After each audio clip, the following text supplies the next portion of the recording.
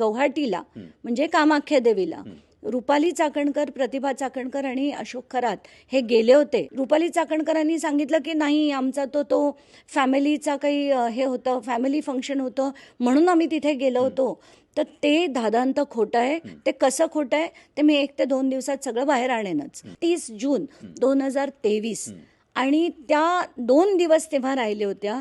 2 जुलैला त्यांनी चेकआउट केला होता. 2 जुलै 2023. मग 2 जुलै 2023ला जर आपण बघितलं, त्याच दिवशी NCPचं स्प्लिट झालं होतं आणि अजित पवारांचा फडणवीसांबरोबर पुन्हा एकदा शपथविधी जो झाला तो त्याच दिवशी झाला होता. राग या गोष्टीचा येतो की तुम्ही आयोगाचं पद त्याच्या काळीमा फासलाय तुम्ही त्याला. नमस्कार, मार्स टाइम्सच्या या विशेष कार्यक्रमात आपलं सर्वांचं स्वागत आहे. मी सध्या सामाजिक कार्यकर्त्या अंजली दमाने यांच्याकडे आहे.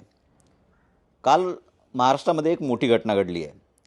खरात प्रकरणाशी संबंध असलेले अभिजित भांडे पाटील, जे उपजिल्हाधिकारी होते, मुंबईमध्ये कार्यरत होते, त्यांच्यावरती महसूल खात्यानं फार मोठी कारवाई केली आहे. त्यांच्या निलंबनाचे आदेश काढले आहेत. या अनुषंगानं माझ्यासोबत अंजली दमाने आहेत. ताई, स्वागत आहे मार्स टाइम्समध्ये. सुरुवातीपासून तुम्ही या प्रकरणात आक्रमक होतात. सुरुवातीला नाव डिस्क्लोज पण केलं नव्हतं. या ठिकाणीच पत्रकार परिषद घेतली होती. नाव डिस्क्लोज न करता तुम्ही कारवाईची मागणी केली होती. शेवटी यश आलंय. कसं झालं की पहिल्याच जसं तुम्ही म्हणालात पत्रकार परिषदेत मी असं म्हटलं होतं की एक डेप्युटी कलेक्टर जे आत्ता SRAमध्ये आहेत, मुंबईतच कार्यरत आहेत वगैरे वगैरे सगळं डिस्क्रिप्शन दिलं होतं. पण नंतर त्यांचे जेव्हा एक एक पुरावे यायला लागले ते इतके धक्कादायक होते. त्यांचे आणि खरातांचे एकत्र असलेले सातबारे, म्हणजे जमिनींचे व्यवहार म्हणा, मग त्यांनी आत्ताच्या घटकेला सुद्धा ते खरातांना मोठ्या प्रमाणावर मदत करतायत अशी माहिती मला तिथली जी माणसं आहेत, जी अतिशय पूर्वी खरातांच्या जवळची होती आणि ज्यांनी खरातांविरुद्ध आता जी कारवाई केली त्या सगळ्या माणसांकडनं मला जो इनपुट्स येत आहेत ते इतके भयानक होते. मग मी जेव्हा ते जे सो कॉल्ड कॉन्ट्रोव्हर्शियल CDRमध्ये जेव्हा ती माहिती बघितली, त्यांचा नंबर टाकून बघितला, तर 1 वर्षाच्या पेक्षा कमी कालावधीत 143 कॉल्स त्यांचे आणि खरातांचे झालेले. त्यात इनकमिंग पण होते आणि आउटगोईंग पण होते, तेवढेच होते. तर याच्यावरनं क्लिअर कट एस्टॅब्लिश होत होतं की बाबा यांचे नक्कीच काहीतरी मोठे संबंध आहेत. मग माझ्याकडे जी माहिती येत गेली ती सगळी मी यंत्रणांकडे दिली, सातपुते मॅमकडे दिली. मी खास भेट घेऊन बावनकुळेंना ही सगळी माहिती दिली. त्याच्यावर मला वाटतं त्यांनी चौकशीसाठी SIT देखील स्थापन केली होती आणि त्या सगळ्या ह्याच्यात आता असं निष्पन्न झालं आहे की कालच त्यांना निलंबित केलं आहे आणि त्यांच्यावर बरखास्त म्हणजे बडतर्फीची कारवाई पण करू असं जे त्यांनी आता सांगितलं ते ऐकून नक्कीच बरं वाटलं. कारण ह्याच्या पुढे पुन्हा एक खरात होऊ नये आणि आत्ताच्या घटकेला ते खरातांना, मग मला अशी माहिती मिळते की कल्पना खरात, हर्षवर्धन खरात या सगळ्यांना अजून देखील ते मदत करत होते. म्हणजे त्यांना लपवण्याची असो किंवा काय असो, ते सगळे डिटेल्स जसं मी म्हटलं की मी यंत्रणांना दिलेलेच आहेत. पण या सगळ्या गोष्टी ज्या होत आहेत त्या कधीही परत घडू नये हा त्याच्यामागचा उद्देश. आणि असे मदत करणारे जे अधिकारी असतील त्यांच्यावर बडगा हा बसलाच पाहिजे, त्यांना कायद्याचा हे तडाखा हा बसलाच पाहिजे. म्हणून मी ते 2दा प्रकरण त्यांच्यापर्यंत नेऊन सगळी माहिती देखील देऊन, मग मी ACS जे आहेत त्यांना देखील भेटून ती सगळी माहिती त्यांना देखील देऊन मग मला वाटतं त्याच्यावर त्यांच्याकडनं SIT देखील बसली होती. सदर उपजिल्हाधिकारी मुंबईत कार्यरत होते. तुम्ही म्हणताय की कुणीतरी वाचवत होतं. मग हेच भांडे पाटील वाचवत होते का? आणि थेट यांचा संबंध प्रत्यक्ष किंवा अप्रत्यक्ष कसा होता? आता तो कसा होता हेच जाणून घेण्यासाठी पहिलं तर त्यांच्यावर सस्पेन्शन झालं पाहिजे, मगच त्यांना कायद्याप्रमाणे त्यांच्यावर कारवाई करता येईल. आत्ताच्या घटकेला सगळ्यात मोठे म्हणजे जी माणसं मी आधी म्हणाले होती की एक दीपक लोंढे असो, तो सचिन चुंभाळे असो, अविनाश पोटे असो आणि अभिजित भांडे पाटील असो, हे 4 व्यक्तींना इंटरोगेट करणं अतिशय गरजेचं आहे. त्याच्यातनं खूप मोठे खुलासे होतील अशी मला खात्री आहे. 100% सगळं बाहेर येईल आणि ते होत नाही आहे. मला आता अशी माहिती मिळते की शिर्डीचे जे ग्रामीण पोलीस आहेत ते पण बऱ्यापैकी मॅनेज्ड आहेत. तर आत्ताच्या घटकेला ही माहिती सुद्धा मी आधी DGंपर्यंत पोहोचवली आहे. आज पहिल्यांदाच मी माध्यमांशी बोलताना हे मांडते आहे. पण ह्या सगळ्या गोष्टी होणं गरजेचं आहे. जे होताना आत्ता दिसत नाही आहे. SIT म्हणजे ज्या तेजस्वी सातपुते मॅम आहेत ते त्यांचं काम व्यवस्थित करत आहेत, पण त्यांच्या अखत्यारीत आत्तापर्यंत फक्त आणि फक्त त्या 9 महिलांच्या केसेस होत्या. जेव्हा मला हे कळलं की त्यांच्याकडे फक्त 9 महिलांच्या केसेस आहे आणि शिर्डी आणि अहिल्यानगर पोलीसकडे फक्त समता आणि जगदंब पतसंस्थेचं काम आहे, मी म्हटलं मग बाकीचं इन्व्हेस्टिगेट करणार कोण?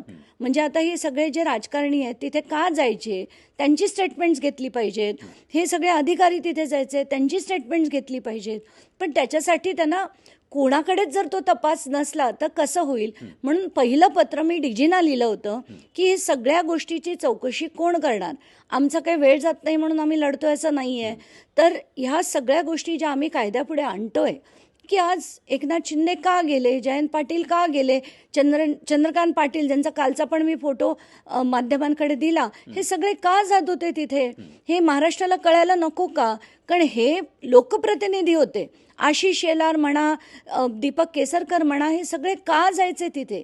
हे सगळं बाहेर आलं पाहिजे. आणि त्याच्यासाठी मी DGना देखील हे पत्र लिहिलं की तुम्ही जो SITचा आत्ताचा स्कोप आहे तो फक्त महिलांविरुद्धचीच कारवाई आहे, तर तो वायडन करून या सगळ्या गोष्टींचा खुलासा झाला पाहिजे. पूर्ण राजकारणी जवळपास बरेच राजकारणी फोटो आहेत. तुम्ही चंद्रकांत पाटलांचा टाकला, एक फोटो तुम्ही माध्यम समूहावरती टाकला होता रुपाली चाकणकरांचा. त्या फोटो संदर्भात, कारण की बरेच त्यामध्ये प्रतिभा चाकणकर होत्या, रुपाली चाकणकर होत्या, हातात हात मिसळून होत्या, या अनुषंगाने काय सांगाल? नाही, कसं आहे की काल जो फोटो मला वाटतं, आणि मला ही अगदी बिंदासपणे म्हणावं असं वाटतंय की रुपाली चाकणकर जे काल बोलल्या माध्यमांशी बोलताना ते दादांत खोटं होतं.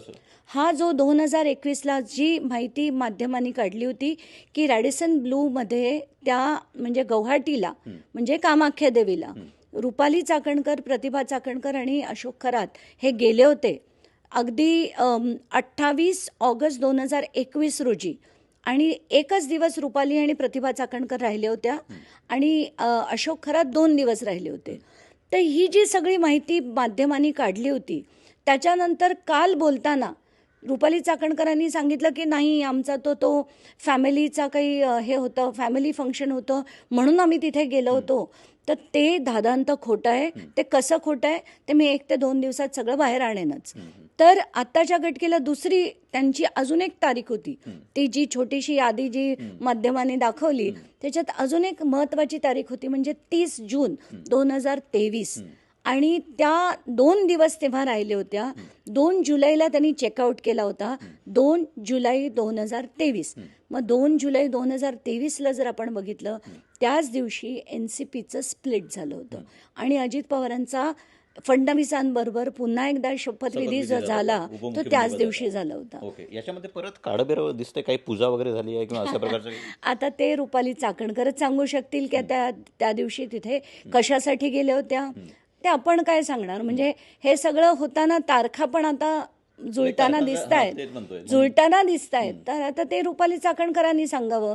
जसं पहिल्या वेळेस ते खोटं बोलल्या की आम्ही अख्खं कुटुंब गेलं होतं. रॅडिसन ब्लूकडनं मी पोलिसांना सांगणार आहे, पत्र लिहून सांगणार आहे की ही माहिती तुम्ही रॅडिसन ब्लूकडनं मागून घ्या, पण ती जनतेपुढे ठेवा की किती जण त्या दिवशी खरोखर गेली होती. तोच मुद्दा तोच आहे की तुम्ही जी तारीख सांगताय किंवा NCP स्प्लिट सांगताय, तर तारीख जुळतायत, मग नेमकं खोटं कोण बोलतंय?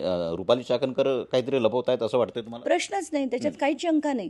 रुपाली चाकणकर नक्की पहिल्या वेळेसचं पण खोटं बोलतायत आणि दुसऱ्या वेळेसचं पण खोटं बोलतायत. काल जवळपास 8 ते 9 तासांची ED चौकशी झाली. माझा आर्थिक संबंध काही त्यांच्यासोबत नाही किंवा हितसंबंध नाही असं म्हणतायत. नाही, कोण कधी म्हणेल का की हो माझे संबंध होते, मी खूप मनी लॉन्ड्रिंग केलं किंवा मी खूप लोकांकडनं पैसे खाल्ले. मला दुःख या गोष्टीचं होतं आणि राग या गोष्टीचा येतो की तुम्ही आयोगाचं पद, त्याच्या काळीमा फासलाय तुम्ही, त्या पदाचा दुरुपयोग केलाय. कारण आमच्यासारख्यांसाठी आयोगाचं पद कशासाठी असतं की महाराष्ट्राच्या महिलांना न्याय मिळावा म्हणून. पण त्या पदाचा दुरुपयोग करून तुम्ही जे घाण कामं केलीत ना त्याची शिक्षा तुम्हाला मिळायला पाहिजे, म्हणून मी लढते. ओके, या एकंदरीतच प्रकरणामध्ये अभिजित भांडे पाटीलांचं निलंबन झालंय. काही बळे मासे हाताला लागतील असं वाटतंय, कारण की अभिजित भांडे पाटील वाचवतायत हे तुम्ही सांगता किंवा तो मार्ग दाखवत होते, मीडिएटर होते असा तुमचा आरोप होता. ते होते नक्कीच, आणि ते कोणाच्या जवळचे होते, काय होते, हे हळूहळू कालांतराने सगळं बाहेर येईलच. पण त्याच्यासाठी त्यांची चौकशी होणं गरजेचं होतं. ती करण्यासाठी पहिलं तर त्यांना सस्पेंड जोपर्यंत होणार नाहीत तोपर्यंत त्यांना म्हणजे त्यांच्यावर FIRही करता येणार नाही किंवा चौकशीलाही बोलवता येणार नव्हतं. म्हणून माझ्यासाठी तो महत्त्वाचं होतं आणि त्याचा पाठपुरावा मी करत होते. दुसरी महत्त्वाची गोष्ट, तुम्ही रुपयाच्या एकंदरीत वाढीवरती तुम्ही लक्ष ठेवून असता. आज ताजी बातमी आहे, डिझेल आणि पेट्रोलच्या दरांमध्ये जवळपास 3-3 रुपयांनी वाढ करण्यात आली आहे. CNGचे रेट वाढले आहेत, कसं बघताय? आत्ताच्या घटकेला ना खरंच मला आपल्या प्रत्येक जी ऑइल मॅन्युफॅक्चरिंग कंपनी आहे ते एक दिवसाचा त्यांचा लॉस हा 1,000 कोटीचा होता. पण आत्तापर्यंत गेले 2 महिने हे भाजपने अडकवून का ठेवलं? कारण निवडणुका होत्या 3 राज्यांच्या. तेव्हा जरी भाववाढ झाली असती तर बोंबाबोंब झाली असती, इन्फ्लेशन झालं असतं, सरकार विरोधात गेलं असतं. म्हणून 2 महिने या कंपनींना हे झेलावं लागलं. आता निवडणुका झाल्या लगेच सुद्धा करता येत नाही, कारण आता लोकांना तेवढे अक्कल आली आहे म्हणून 8-10 दिवस थांबले. पण आता ही जी भाववाढ झाली आहे ही काहीच नाही आहे. ही भाववाढ कमीत कमी 15 रुपये ते 20 रुपये होईल, पण ते एका टप्प्यात करता येत नाही, म्हणून टप्प्याटप्प्याने केली जाईल. लिहून घ्या माझ्याकडनं, ह्याच्यात काहीच शंका नाही आहे. सध्या नेते पायी चालतायत, बुलेट सवारी करतायत. फुल ड्रामा, फुल म्हणजे फुल ऑन ड्रामा. मला खरंच रोज देवेंद्र फडणवीस बुलेटवर जातील का? रोज त्या महापौरबाई ज्या आहेत त्या इलेक्ट्रिक स्कूटर वापरतील का? रोज नितेश राणे चालत जातील का? हे कसला ड्रामा. आणि ते 2 नेते तर त्यांनी पटपट टेस्ला देखील एक विकत घेऊन टाकली, कारण सामान्य लोकांकडे नाही आहे एवढे. परिवहन मंत्री त्यांच्याकडे तर होती, त्यांनी ती आधीच मला वाटतं नातवाच्या वाढदिवसाला घेतली होती. पण नितेश राणेंनी सुद्धा काल घेतली आणि त्याच्याबरोबर फोटो टाकला. हां, प्रवीण दरेकर पण आहेत. तर ते हे काय मोठे दिग्गज आहेत, सगळे पैसे अफाट आहेत, जनतेचेच पैसे आहेत ते. तर त्यांना गाडी घ्यायला काही प्रॉब्लेम नाही. पण सामान्य जनतेला जर तुम्ही सांगत असाल की तुम्ही खाण्याचं तेल कमी वापरा, तर काय करतोय आपण याचा विचार नाही आहे त्यांना. आपण जनतेला अपील देखील काय करतोय. आणि ही बोंबाबोंब झाल्यानंतर हे सगळं करायला लागले. सुरुवातीला काय प्रधानमंत्री डायरेक्टली बोलून टाकलं त्यांनी सभेतनं की अमुक करा, तमुक करा, सोनं विकत घेऊ नका, मेट्रोनी जात जा, वर्क फ्रॉम होम करा. तुम्ही करा ना वर्क फ्रॉम होम. तुम्ही का नाही दिल्लीत बसून सगळीकडे झूम मीटिंगनी किंवा तुम्ही ऑनलाईन का नाही करत सभा तुमच्या? का दौऱ्यावर पण आहेत मोदी. एक्झॅक्टली. तुम्ही परदेश दौरे करू नका. आता जे गेलेत, नॉर्वेला गेलेत, स्वीडनला गेल्यात, तिथनं UAE आणि इटली, हे जर तुम्ही जात असाल त्याच्यातले दौऱ्यांचे कशासाठी गेलेत ना हे देखील मी बघितलं. आत्ताच्या घटकेला नॉर्वेचा दौरा हा अडाणींचं एक अडकलेलं प्रपोजल सोडवण्यासाठीचा होता. तो काही देशासाठी नव्हता, सर्वसामान्य माणसांसाठी बिलकुल पण नव्हता. जर ही फॉरेन नीतीसाठी असता तरी सुद्धा 1-2 महिने डिफर करता आलं असतं त्यांना. पण हे करत राहणार. आणि त्यांनी काय सुरुवातीला केलं असतं ना तर मी सलाम ठोकला असता की बाबा आधी स्वतःला सांगितलं असतं आणि त्यांच्या मंत्र्यांना सांगितलं असतं की बाबा मी आणि माझे मंत्री असं करतोय, तर आपण एक ऑल पार्टी मीटिंग बोलवून सगळ्या पॉलिटिशियन्सना, पहिला सगळ्या राजकारण्यांना सांगू की तुम्ही आता हे थोडं कमी करा, आपण एक व्यवस्थित GR काढू, सगळ्यांचं समर्थन घेऊन. मग त्यांनी ते जनतेला सांगितलं असतं की आता हा संकटाचा काळ आहे, तुम्ही असं असं करा, आम्ही पण करणार, तुम्ही पण करा, एकत्र मिळून आपण देशाला वर आणू. सलाम ठोकला असता मी त्यांना. पण ज्या दिवशी त्यांनी हे आव्हान केलं त्या दिवशी ते आधी तेलंगणाला होते, तिथून ते बेंगलुरूला गेले. बेंगलुरूला कशाला गेले? आर्ट ऑफ लिव्हिंग म्हणजे श्री रविशंकर, जे त्यांचं एक म्हणजे एकदम वॉकिंग ॲडव्हर्टाइजमेंट प्लॅटफॉर्म आहे भाजपचा, त्यांच्या 45व्या वर्धापन दिनासाठी ते गेले. आणि तिथे खरं तर जाण्याची काहीच गरज नव्हती. जर एवढा संकट काळ आहे तर तुम्ही तिथे जाऊन करणं, गुगलवर तुम्हाला करता आलं असतं, ऑनलाईन करता आलं असतं. पण तिथे जाऊन ते जवळजवळ 30-40 हजार लोक आलेले होते. ते का आकाशात उडत आले का पंख लावून? त्यांना पण यायला इंधन लागलं. मग तुम्ही काय करता ह्याचा विचार तुम्ही स्वतः करता का? त्यानंतर गेले जामनगरला, त्याच्या दुसऱ्या दिवशी राजस्थानला, दुसऱ्या दिवशी दुपारी सोमनाथ मंदिरात त्यांनी ते म्हणजे नाही फ्लाईट शो केला. तर फ्लाईट शो सोमनाथ मंदिराच्या वर हा वायफळ खर्च आहे असं प्रधानमंत्र्यांना वाटलं नाही का? कॅन्सल केला नाही त्यांनी तो. आणि त्याच्यानंतर ते आता 3-5 देशांच्या यात्रेसाठी गेलेत. तर आता आज जेव्हा बोंबाबोंब झाली, आमच्यासारख्या लोकांनी मांडायला सुरुवात केली, मग देवेंद्र फडणवीसांना जाग आली, मग त्यांनी सगळे ते मांडलं आणि अमुक करणार तमुक करणार. अगदी हां, डबल सीट होते काल. हो, आशिष शेलारांना मागे बसून हो ना, पण त्या आशिष शेलारांनी त्याच्यानंतरची कमेंट काय केली की आम्हाला सिक्युरिटीला सुद्धा डोक्यावर घेऊन जायला सांगतील, पायी जायला सांगतील. आता त्याच्यावर ना त्यांची जेन्युइन काय भावना आहेत ना त्या सगळ्या बाहेर आल्या. ओके तर मला नक्कीच वाटतं की हा ड्रामा आहे आणि हाच ड्रामा बंद करा. देशासाठी जर तुम्हाला वाटत असेल तर तसं नीट मांडा, भावना व्यक्त करा आणि तसा अंमलात आणा. जनता नक्कीच साथ देईल. पण पुन्हा पुन्हा ड्रामा केलात, आज तुम्ही 10 दिवस बघा हे कसे जातात आणि कसे फिरतात. तुम्हाला वाटतंय आता आजपासून मुख्यमंत्री त्याच बुलेटनी मंत्रालयात येतील, कारण की शरद पवारांनी काल म्हटलं होतं. माझं सोडा, तुम्ही मला याचं उत्तर द्या की तुम्हाला वाटतं का की हे अगदी हे सगळा काळ संपेपर्यंत हे सो कॉल्ड आपल्याला जो स्लोडाऊन झालाय तो संपेपर्यंत मुख्यमंत्री हे बुलेटवर जातील अशी तुम्हाला खात्री वाटते का? माझं सोडा. शरद पवारांनी त्याच्यावरती आक्षेप घेतला होता की उद्यापासून जर मुख्यमंत्री मंत्रालयात बुलेट सवारीनं आले तर लोकांना त्याचं गांभीर्य कळेल. अगदी म्हणूनच मी म्हटलं की ते खरोखर आणि याच्या पुढच्या फ्लाईट्स त्यांनी जर एअर इंडियाच्या घेतल्या चार्टर्ड न वापरता त्यांच्या सगळ्या मंत्र्यांनी, काल सुद्धा मला वाटतं गिरीश महाजन आणि ते दोघं जण चार्टर्ड फ्लाईटने आले. त्यांना ते आता सवयी झाल्यात आणि तुम्हाला सारख्या उठता बसता चार्टर्ड फ्लाईट कशाला लागतात का? गरीब देश आहे आपला. आत्ताच्या घटकेला खरंच मोठं संकट आहे देशावर, स्पेशली कारण स्टॉक मार्केटमध्ये रोजचं FIIचं सेलिंग त्यांनी 2025मध्ये 1.66 करोडचे इंडियन स्टॉक्स विकले.